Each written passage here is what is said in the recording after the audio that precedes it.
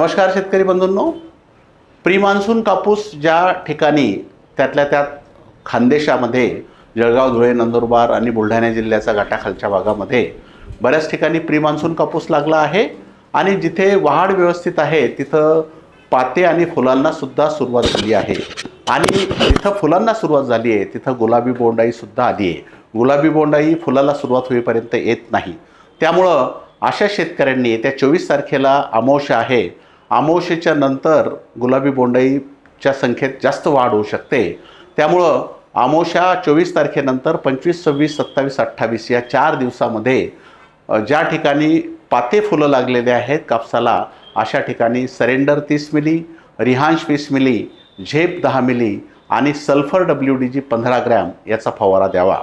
त्यामुळं आपल्याला अमावस्येला जे एग लेइंग अंडे मोठ्या प्रमाणात पतंग घालतात त्याला आपल्याला रोखणं शक्य आहे।